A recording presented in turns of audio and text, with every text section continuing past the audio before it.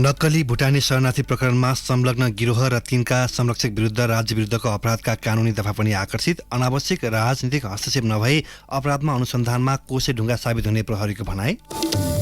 संसदीय समिति गठन भएको 2 सातासम्म पनि बैठक भने अझै बस्न सकेन। संवैधानिक परिषदले गरेको नियुक्ति सिफारिसमाथिको छलफल प्रभावित। आन्तरिक उडानलाई चुस्त बनाउने योजना स्वरूप नेपाल वायुसेवा निगमले थप 5 विमान खरिद गर्ने। निगमलाई नाफामा लैजान विमान थप्नुको विकल्प नभएको विज्ञहरूको भनाई। आर्थिक सङ्कटबाट गुज्रिरहेको श्रीलङ्काको राष्ट्रिय वायुसेवा कम्पनीको वार्षिक घाटा मात्रै 52 करोड 50 लाख डलर पुग्यो। ऋण तिर्न समेत समस्या। र नेपालले T20 विश्वकप छनौटको एसिया क्षेत्रको छनौट चरणको प्रतियोगिता आयोजना गर्दै प्रतियोगिता आगामी नोभेम्बरदेखि सुरु हुने। नमस्कार, कान्तिपुर डायरीका साथमा सहकर्मी खिलनाथ र म रमेश। समाचार अब विस्तारमा। नक्कली भुटानी शरणार्थी प्रकरणमा फरार रहेका एमाले सचिव टोपबहादुर रायमाझीको खोजी गरिरहेको नेपाल प्रहरीको केन्द्रीय अनुसन्धान ब्युरो सीआईबीले संसद सचिवालयबाट सीसीटीभी फुटेज लगेको छ। रायमाझीको बिरामी विधाको आवेदन बोकेर आउने व्यक्तिको पहिचान गर्नका लागि प्रहरीले संसद सचिवालयको सीसीटीभी फुटेज लगेको हो। संसद सचिवालयका सचिव रोजनाथ पाण्डेले गत मंगलबार बिहान 10 बजेदेखि 5 बजेसम्म संसद सचिवालयका 4वटा सीसीटीभी फुटेज लगिएको बताउनुभयो। नक्कली शरणार्थी प्रकरणमा प्रहरीले वैशाख 20 गते पक्राउ पूर्जी जारी गरेपछि रायमाझी बेपत्ता भएका छन्। मंगलबार रायमाझीले आफू बिरामी रहेको भन्दै संसद सचिवालयमा चिठी पठाएका थिए। भुटानी शरणार्थी बनाएर अमेरिका पठाउने भन्दै नेपाली नागरिकबाट पैसा सङ्कलन गर्ने गिरोह र तिनका संरक्षक विरुद्ध अन्य कसुरसहित राज्य विरुद्धको अपराध सम्बन्धी कानून पनि आकर्षित हुने भएको छ। सार्वभौम देशका नागरिकलाई अनागरिक बनाउने तथा नेपालको अन्तर्राष्ट्रिय छवि र स्वाभिमानमा आँच पुग्ने गरी रचिएको अपराधमा गृहमन्त्री, गृह सचिव, गृहमन्त्रीका सुरक्षा सल्लाहकारको संलग्नता खुलेसँगै प्रहरीले राज्य विरुद्धको कसुरमा समेत मुद्दा चलाउन अनुसन्धानको दायरा बढाएको छ। नक्कली शरणार्थी प्रकरणमा गिरोहका नायकहरू केशव दुलाल, सानु भण्डारी र टङ्क गुरुङलाई गत चैत 12 मा काठमाडौँ उपत्यका अपराध अनुसन्धान कार्यालयले पक्राउ गरी अनुसन्धानका लागि काठमाडौँ प्रहरी परिसर टेकुमा बुझाएको थियो। सुरुमा ठगी कसुरको अनुसन्धान गरिएकामा तथ्यहरू खुल्दै गएपछि संगठित अपराध निवारण ऐन 2070 मा मुद्दा चलाउने तयारी भएको थियो। एक सुरक्षा अधिकारीले भने, तर राज्यको ओहदामै बसेर दस्तावेजहरू साटफेर गरी नागरिकलाई अनागरिक बनाउने र देशको प्रतिष्ठामा आघात पुर्याउने अपराध भएकाले राज्य विरुद्धको कसुरमा मुद्दा चलाउनु पर्ने अवस्था आएको छ। ठगी र संगठित अपराध, सरकारी कागजात छाप तथा दस्तखत किते, सम्पत्ति शुद्धिकरण, सार्वजनिक पदको दुरुपयोग, भ्रष्टाचार र मानव बेचबिखन तथा ओछार पछार सम्बन्धी कसुर त हुँदो हो, राज्य विरुद्धको कसुर पनि हो भन्ने निष्कर्ष रहेको ती अधिकारीले बताएका छन्। आरोपित विरुद्ध छुट्टा छुट्टै चार्ज सिट सहित प्रतिवेदनलाई टुङ्गोमा पुर्याउने तयारीमा प्रहरी जुटेको छ। सर्वोच्च अदालतका पूर्व न्यायाधीश प्रकाश ओस्ती पनि नेपालीलाई भुटानी शरणार्थी बनाएर अर्को देश पठाउन प्रपञ्चले देशको प्रतिष्ठा र विश्वसनीयता गिराएकाले त्यसमा संलग्नलाई राज्य विरुद्ध अपराधमै मुद्दा लगाउनु पर्ने बताउँछन्। नेपाल प्रहरीका पूर्व डीआईजी हेमन्त मल्ल पनि ठगी र संगठित अपराधका अलावा आधा दर्जन कसुरमा कारवाही गर्नुपर्ने बढिया आधार रहेको बताउनुभयो। उहाँले भन्नुभयो, राज्य विरुद्धको अपराध सहितको कानूनका बलिया कसुर यसमा आकर्षित हुने देखिन्छ। सम्भवतः यसै अनुसार अनुसन्धान भइरहेको होला। यो अपराधमा कसिला कानून प्रावधान राखिएन भने भोलिका दिनमा फेरि यस्तै घटना दोहोरिँदैनन्। प्रहरीले साहसपूर्वक अनुसन्धान गरेकाले सरकारी वकिल र न्यायाधीशहरूले पनि खुट्टा कमाउन नहुने पूर्व न्यायाधीश ओस्तीको भनाइ छ।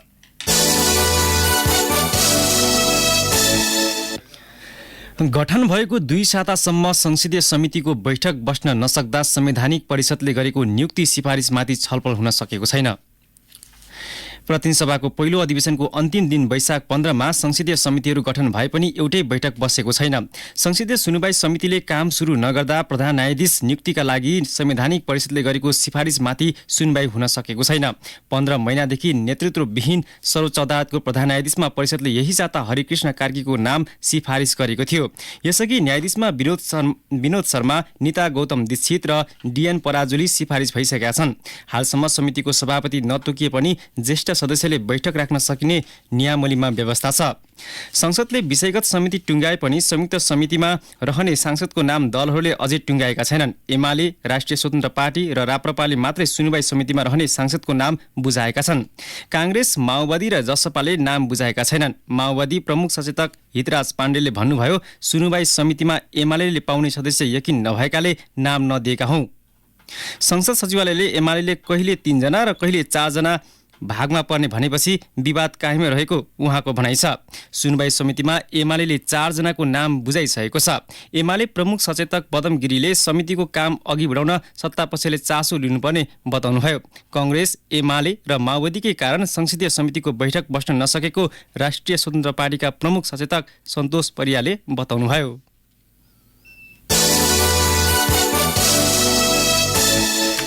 संघीय मामिला तथा सामान्य प्रशासन मन्त्रालयले खटाएको स्थानमा नजाने र काज फिर्ता भए पनि अटेर गरी बस्ने कर्मचारीलाई विभागीय कारबाहीको तयारी गरेको छ। मन्त्रीस्तरीय निर्णय र निर्देशन पटक पटक उल्लङ्घन भएपछि मन्त्रालयले सबै तहका कर्मचारीलाई कारबाही गर्न लागेको हो। मन्त्रालयले हिजो गरेको परिपत्र अनुसार रमाना लिएर पनि सरुवा भएको स्थानमा जान नमान्ने कर्मचारीलाई उपलब्ध गराएको सुविधा र पारिश्रमिक सम्बन्धित कार्यालय प्रमुख तथा लेखा प्रमुखबाट असुल उपर गराउन परिपत्र गरेको छ। अमनलाल मोदी संघीय मामिला तथा सामान्य प्रशासन मन्त्री भएपछि चौथो पटक परिपत्र गरिएको हो। तेस्रो पटकको परिपत्र अनुसार माग गरेको विवरण समेत सम्बन्धित निकायले उपलब्ध गराएका छैनन्। संघीय मन्त्रालयले अन्य मन्त्रालय, आयोग, सचिवालय, कार्यालय र स्थानीय तहलाई 7 दिनमा समस्या समाधान नभए निजामती ऐनअनुसार कारबाही हुने परिपत्रमा उल्लेख छ। खरिददारदेखि सहसचिवसम्मका कर्मचारी खटाएको स्तरमा नजाने प्रवृत्ति बढेपछि मन्त्रालयले यस्तो निर्णय गरेको हो। संघीय मामिला मन्त्री अमनलाल मोदीले यसअघि विभिन्न मितिमा गरेको परिपत्रको जवाफ नपाएपछि यस्तो निर्णय गर्नु परेको जानकारी दिनुभयो। मन्त्रालयले गरेको परिपत्रका जवाफ नदिने र खटाएको स्थानमा पनि नजाने प्रवृत्तिले सुशासनमै असर परेको मोदीको भनाइ छ। उहाँले भन्नुभयो, अटेर गर्ने कर्मचारीलाई नियमसङ्गत तरिकाले कारबाही हुन्छ। मैले प्रधानमन्त्रीदेखि मुख्य सचिवसम्मलाई आफ्ना कुरा राखेको छु। उहाँहरूले अघि बढ्नु भन्नुभएको छ।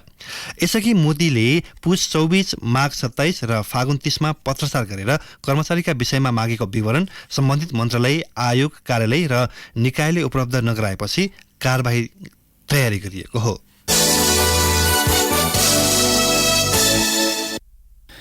उद्योगी व्यवसायीलाई कर्जाको पुनर्तालीकरण र पुनर्संरचनाका थप सुविधा दिने गरी राष्ट्र बैंकले मौद्रिक नीतिको तेस्रो त्रैमासिक समीक्षा सार्वजनिक गरेको छ। बैंक तथा वित्तीय संस्थाबाट 5 करोडसम्म कर्जा लिएका ऋणीको नगद प्रवाह विश्लेषण गरी तिर्न नसकेकालाई असार मसान्तसम्म ऋणको पुनर्संरचना तथा पुनर्तालीकरण सुविधा दिने भएको छ। समीक्षामा भनिएको छ, बैठक तथा वित्तीय संस्थाले ऋणीको नगद प्रवाहको विश्लेषण गरी आवश्यकता र औचित्यका आधारमा होटल तथा रेस्टुरेन्ट, पशुपक्षी पालन, निर्माण क्षेत्रसँग सम्बन्धित कर्जा र 5 करोडसम्मको अन्य क्षेत्रमा प्रभाव भएको कर्जालाई आगामी असार मसान्तभित्र पुनर्संरचना तथा पुनर्तालीकरण गर्न सक्ने व्यवस्था मिलाइनेछ। राष्ट्रिय तथ्याङ्क कार्यालयले प्रकाशन गर्ने तथ्याङ्कका आधारमा पछिल्ला 2 त्रैमासिक लगातार ऋणात्मक वृद्धि हुन गएका आर्थिक क्षेत्रसँग सम्बन्ध ऋणले कोषमा उपलब्ध स्रोतको सीमाभित्र रही पुनर्कर्जा सुविधा पाउने व्यवस्था राष्ट्र बैंकले गरेको छ। मौद्रिक नीतिको तेस्रो त्रैमासिक समीक्षापछि आयोजित पत्रकार सम्मेलनमा राष्ट्र बैंकका गभर्नर महाप्रसाद अधिकारीले भन्नुभयो, अहिले पुनर्कर्जा दिन सक्ने कोषको आकार 57 अर्ब हो। चालु आर्थिक वर्षको 3 महिनामा त्यति ठूलो रकम नजाला। अर्को वर्षसम्म यो पूर्ण रूपमा सदुपयोग हुनेछ। पुनर्कर्जा सम्बन्धी कार्यविधि, शर्त र प्रक्रियाका आधारमा पछिल्ला 2 त्रैमासिक ऋणात्मक भएका क्षेत्रभित्रका व्यवसायले मात्रै यस्तो सुविधा पाउनेछन्। यसबाट खानी, उत्पादनमूलक उद्योग, निर्माण, व्यापार क्षेत्र, सवारी साधन मर्मत सम्भार, यातायात तथा मौजात क्षेत्रका व्यवसायले राहत पाउनेछन्। कान्तिपुर डायरीमा अब ब्रेकको पालो। ब्रेकपछि कान्तिपुर डायरीमा अब कान्तिपुर सविस्तारको पालो। कान्तिपुर सविस्तार। नेपाल वायु सेवा निगम आन्तरिक उडानलाई चुस्त दुरुस्त पार्न थप 5 विमान खरिद गर्ने योजनामा छ। नयाँ विमान खरिदसँगै दुर्गम क्षेत्रका सम्भाव्यतालाई सम्बोधन गर्नेदेखि सुगम क्षेत्रका हवाई यात्रुसम्म सेवा विस्तारको योजना निगमसँग छ। आन्तरिकतर्फ मात्रै 2वटा विमानबाट सेवा दिइरहेको निगमलाई अझ नाफामा लैजान विमानको संख्या थप गर्नु बाहेक अन्य विकल्प नभएको विज्ञहरूको बुझाइ छ। आन्तरिक उडानतर्फ 2वटा ट्विन अटरको भरमा रहेको राष्ट्रिय ध्वजावाहक नेपाल वायु सेवा निगमले प्रादेशिक अन्तरप्रदेश हवाई कनेक्टिभिटी बढाउन शहरी क्षेत्रका एयरपोर्टमा उडान भर्न सक्ने 2वटा नयाँ विमान किन्ने तयारी गरेको छ। त्यसका लागि निगमको गत मंगलबार बसेको सञ्चालक समिति बैठकले निगम सञ्चालक समितिका सदस्य वरिष्ठ क्याप्टेन सुधीर शमशेर राईको संयोजकत्वमा 9 सदस्यीय उपसमिति समेत गठन गरेको छ। सो उपसमितिले 21 कार्यदिनभित्र प्रतिवेदन बुझाउने गरी कार्य समेत सुरु गरिसकेको छ। 2वटा विमान खरिद गरे पश्चात काठमाडौँ, विराटनगर, भैरवा, पोखरा, नेपालगञ्ज, धनगढी लगायत नेपालका शहरी क्षेत्रबाट प्रादेशिक उडान भरी यात्रुहरूलाई सेवा प्रदान गर्न र पर्यटन प्रबन्धनमा समेत महत्वपूर्ण भूमिका खेल्ने निगमले जनाएको छ। त्यति मात्र होइन, गत चैत्र 29 गतेको सञ्चालक समितिको बैठकले राईकै संयोजकत्वमा गठन गरिएको 7 सदस्यीय उपसमितिले थप 3वटा short take off and landing STOL गर्ने साना विमान खरिद गर्न सुझाव सहितको प्रतिवेदन समेत बुझाइसकेको छ। विमान खरिद कार्य योजनाको उद्देश्य बारे नेपाल वायु सेवा निगमका प्रवक्ता रमेश पौडेल भन्छन्, दुर्गम क्षेत्रमा रहेका जनतालाई सेवा दिने उद्देश्यले हामीले 3वटा नयाँ चाहना जहाज, स्टल जहाज र नेपालको अन्तरप्रदेशीय सुगम क्षेत्रको विमानस्थललाई जोड्ने गरी, ती शहरहरूलाई जोड्ने गरी 2वटा हामीले मजौला खालका जहाज किन्ने योजना बनाएका छौं। सधैँ विवादित र घाटामा रहेको भनेर आलोचनाको तारो बन्दै आएको निगममा अहिले केही आशाको किरण देखिएका छन्। आर्थिक वर्ष 2078-79 मा मात्रै निगमले 16.5 अर्बको आमदानी गरेको सरकारी तथ्याङ्क छ, जसमध्ये निगमको कुल सञ्चालन नाफा सो आर्थिक वर्षमा मात्रै 1 अर्ब रुपियाँ रहेको थियो। सम्बद्ध अधिकारीहरूका अनुसार अहिले निगमसँग करिब 3 अर्ब रुपियाँ सञ्चित छ। निगमले सोही रकमले विमान खरिद गर्न लागेको हो। निगमले पछिल्लो 1 वर्षको अवधिमा जहाज खरिदका लागि लिएको 34 अर्ब ऋणको सावा र ब्याज करिब रु 3 अर्ब भुक्तानी गरेको छ। आगामी दिनमा ऋण तिर्न र निगमलाई नाफामा लैजान नयाँ जहाज खरिद गर्नु बाहेक अन्य विकल्प नभएको विज्ञहरूको भनाइ छ। अहिलेको महँगो हवाई टिकट दरलाई कममा ल्याउन पनि विमान खरिद गर्नुपर्ने तर्क नेपाल वायु सेवा निगमका पूर्व कार्यकारी अध्यक्ष सुगत रत्न कंसाकारको छ। उनी भन्छन्, व्यापारी हवाई सिट बेचेर पैसा कमाउँदा भयो। त्यसमा चाहिँ तपाईँ व्यवस्थापन जसकै राम्रो भए पनि हवाई जहाजको सिटै छैन भने अहिले पनि 90% उनीहरूकै हातमा छ, विदेशी एयरलाइन्सकै हातमा छ। त्यसले सबभन्दा महँगो हवाई गन्तव्यमा अहिले काठमाडौँ परिरहेको छ संसारमै। नेपाल आउने नै हवाई टिकटको खर्च चाहिँ अरू दिल्ली, ब्याङ्कक, इन्डोनेसिया, हङकङ जानुभन्दा धेरै महँगो छ भने को आउँछ र यहाँ अहिले त्यही भइरहेको छ कि त्यसलाई एड्रेस गर्ने भनेर यो राष्ट्रिय ध्वजावाहक मात्रै हो। यसपछि विमान चाहिँ खरिद गरी गर्नुपर्छ। अहिले नेपाल वायु सेवा निगमसँग आन्तरिक उडान भर्न 2वटा ट्विन अटर विमान मात्रै छन् भने बाह्य उडान भर्न 4वटा विमान छन्, जसमध्ये 2वटा 274 सिटे वाइड बडी विमान र 2वटा 158 सिट क्षमता भएको न्यारो बडी छन्। आन्तरिक उडान भर्ने 2वटा ट्विन अटर विमानले हाल इलाम, ताप्लेजुङ, भोजपुर, खानी डाँडादेखि हुम्ला जुम्ला गरी करिब 19 स्थानमा उडान भर्दै आएका छन्। निगमले यसअघि आन्तरिक उडान भर्न भनेरै चीनबाट 6वटा विमान खरिद गरेको थियो, तर अहिले सो विमान निगमलाई टोक्नु न बोक्नु झैं भएको छ। अहिले चीनबाट खरिद गरिएका विमान सञ्चालनमा छैनन्, अर्थात् सो विमान खरिद गर्ने निर्णयले निगमलाई घाटा बाहेक केही मिलेको छैन। अहिले चीनबाट खरिद गरिएका विमान ग्राउन्डेड छन्। निगमले विमान किन्दैछ, फेरि पनि सञ्चालन गर्न नसकेर चीनबाट खरिद गरिएका विमान चाहिँ ग्राउन्डेड हुने त होइन भन्ने प्रश्नमा निगमका प्रवक्ता पौडेलले भने, होइन, सधैँ शंका गरेर निगम चल्दैन। निगमलाई आफ्नो बाटोमा, व्यावसायिक बाटोमा चल्न दिनुपर्छ र अहिले निगम लगभग डोमेस्टिक क्षेत्रमा जहाज विहीन अवस्थामा पुगिसकेको अवस्था छ भनेपछि 3वटा आउने दुर्गम क्षेत्रमा उड्ने जहाजले दुर्गमको जुन हामीसँग जति पनि एयरपोर्टहरू छन्, जति पनि हामीसँग चाहिँ बजारहरू छन्, सम्भाव्यता छन्, त्यसलाई सम्बोधन गर्नेछ भने सुगम क्षेत्रको लागि आउने ट्रङ्क रुटका जहाजले व्यावसायिक क्षेत्रको एयरपोर्टहरू र त्यहाँको शहरमा रहेका मानिसहरूलाई सेवा दिनेछ। यसमा शंका गर्ने ठाउँ छैन। नेपाल वायु सेवा निगम पहिलेकै तागतमा कसरी फर्किएला भनेर चिन्ता व्यक्त हुँदै गर्दा नयाँ विमान खरिद योजनाले केही आशा बढाएको छ। निगमको विमान खरिद योजना सकारात्मक भए पनि यसले निजी वायु सेवा कम्पनीसँग खरो प्रतिस्पर्धामा उत्रिन सक्ला त भन्ने प्रश्न पनि उठ्छ। निगमसँग भएका विमान ग्राउन्डेड रहेको अवस्थामा नयाँ विमानले नियमित उडान भर्न सकेन भने निगम प्रतिको विश्वासमा ह्रास आउनेछ। त्यसैले निगमले सबै विमानलाई नियमित सञ्चालनमा ल्याउन जरुरी छ। त्यसका लागि निगमको आन्तरिक व्यवस्थापन चुस्त हुनु पहिलो शर्त हो। रेडियो कान्तिपुरका लागि मनिष अधिकारी। कान्तिपुर सविस्तार।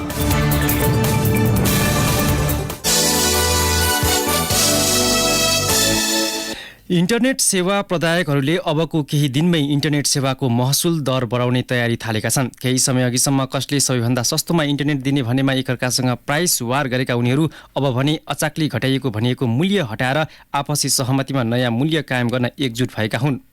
मूल्य समायोजनका विषयमा सेवा प्रदायक बीच अनौपचारिक रूपमा भद्र सहमति समेत भइसकेको स्रोतको दाबी छ। भाइनेट कम्युनिकेसनका प्रबन्ध निर्देशक विनय बोहरा भन्नुहुन्छ, सुपर डिस्काउन्ट दिएर एउटाले अर्कोलाई उछिन्ने जुन दौड थियो त्यो अब हामी सबै सेवा प्रदायकले बन्द गरेका छौँ। अस्वस्थ प्रतिस्पर्धा नगरौँ, मर्यादित भएर काम गरौँ, ग्राहकलाई सस्तो र सुलभ दरमै इन्टरनेट दिउँ, तर यो अफर त्यो अफर भनेर मनलाग्दी नगरौँ भन्ने हो। पहिला जस्तो प्राइस वार गरेर घाटा खाँदै सेवा बेच्न हामी सबै सेवा प्रदायकले बन्द गरिदिएका छौँ। बोहराका अनुसार इन्टरनेटको मूल्य हेरफेर भइसकेको छ। यसबारे नियामक दूरसञ्चार प्राधिकरणले भने हालसम्म कुनै जानकारी प्राप्त नगरेको जनाएको छ। प्राधिकरणका एक अधिकारीले भने आफूखुसी मूल्य लागू गर्न पाइँदैन, तर सेवा प्रदायकहरूले प्राधिकरणले नै पैसा बढाउनु भनेको छ भन्दै ग्राहकसँग बढी शुल्क माग्न थालेको हामीले सुनेका हौँ। प्राधिकरणले मूल्य बढाउने भनेको छैन, उनीहरूले आफूखुसी महसुल तोकेपछि महसुल दर स्वीकृत गर्न भनेका हौँ। महसुल दर स्वीकृत नगरी सेवा प्रवाह गर्नेलाई कारबाही पनि गरेका छौँ। देशको आर्थिक अवस्थाका कारण सस्तो दरमा सेवा दिन गाह्रो भयो भन्नु बहाना मात्रै भएको उहाँले बताउनुभयो। अझै पनि केही सेवा प्रदायकहरूले प्राधिकरणको न्यूनतम मूल्यभन्दा तल झारेर सेवा दिइरहेको बारे आफूहरूले अनुसन्धान गरिरहेको उहाँको भनाइ छ।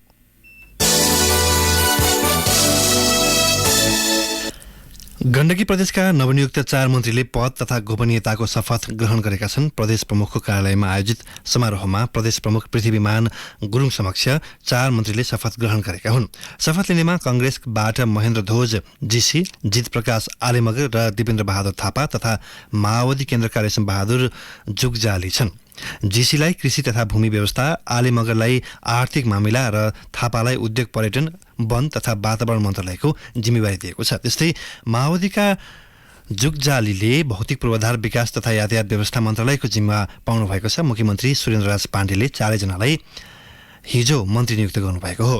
नेकपा एमालेका खगराज अधिकारीको सरकार ढलेपछि कांग्रेसका पाण्डे गत वैशाख 14 गते मुख्यमन्त्री नियुक्त हुनुभएको थियो। मुख्यमन्त्री पाण्डेसँगै कांग्रेसकी सरस्वती अर्याल तिवारी र माओवादीकी सुशीला सिंहकोटाले वैशाख 15 गते मन्त्रीका रूपमा शपथ लिनुभएको थियो। सिंहकोटाले सामाजिक विकास तथा स्वास्थ्य र अर्यालले ऊर्जा, जलस्रोत तथा खानेपानी मन्त्रालयको जिम्मेवारी पाउनु भएको छ।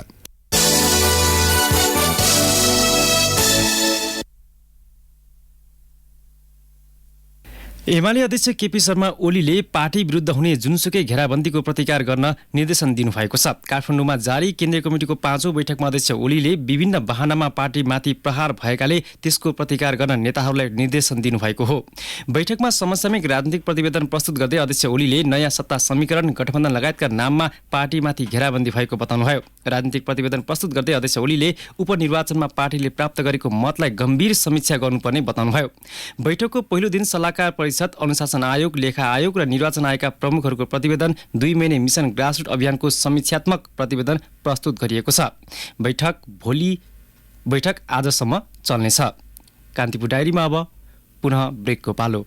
ब्रेकपछि कान्तिपुर डायरीमा अब आर्थिक प्रसङ्ग। खोलाजनीय प्राकृतिक स्रोत साधनको प्रयोगलाई लिएर कोशी प्रदेश सरकार र इटहरी उपमहानगरपालिका बीच विवाद उत्कर्षमा पुगेको छ।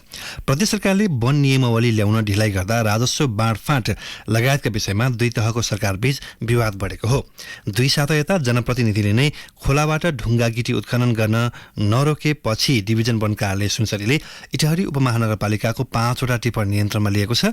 खोला ठेक्का नलगाई नगर प्रमुख र वडा अध्यक्ष लगायत स्थानीय नै खोलामा बसेर 2 साता यता इटहरी 3 खोर्सानी खाप स्थित बुढी खोलाबाट ढुङ्गा गिटी उत्खनन गर्न थालेपछि कोशी प्रदेश सरकारले डिभिजन वन कार्यालय सुनसरी मार्फत रोक्न खोजेको थियो।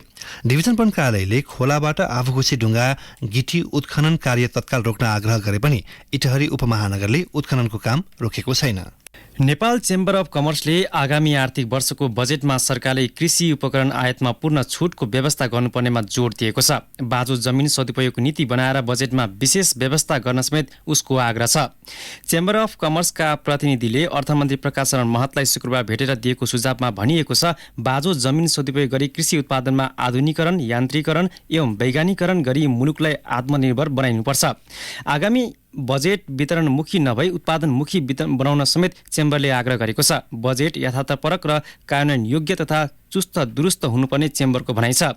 अर्थतन्त्रलाई चलायमान बनाउन एवं वर्तमान शिथिल अर्थतन्त्रलाई उकास्न बजेट उत्पादनमुखी हुनुपर्ने चेम्बरको माग छ। सुझावमा भनिएको छ, गम्भीर आर्थिक शिथिलताले धराशयी हुने सङ्घारमा पुगेका उद्यमी व्यवसायलाई आवश्यक नीतिगत संरक्षण एवं सहुलियत प्रदान गर्ने गरी बजेट तर्जुमा गरिनुपर्छ। बजेट विकास बजेटलाई तालिका अनुसार कार्ययोजना बनाएर खर्च गर्न चेम्बरका अध्यक्ष राजेन्द्र मल्लको माग छ।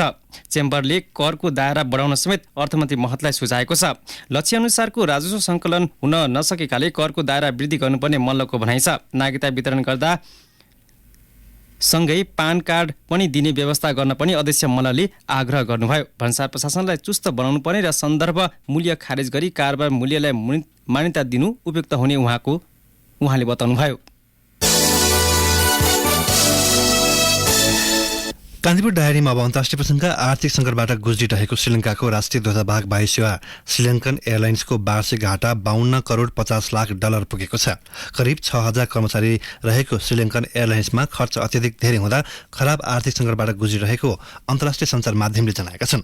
यसअघि विगतमा कोभिड-19 संक्रमण जोखिमका कारण सो एयरलाइन्सलाई समस्या पर्दै आएको थियो। श्रीलङ्कन एयरलाइन्सले गत डिसेम्बरमा 17 करोड 50 लाख डलर ऋण समेत तिर्न सकेको थिएन। श्रीलङ्कन एयरलाइन्स सन् 2008 देखि नै घाटामा चल्दै आएको जनाइएको छ।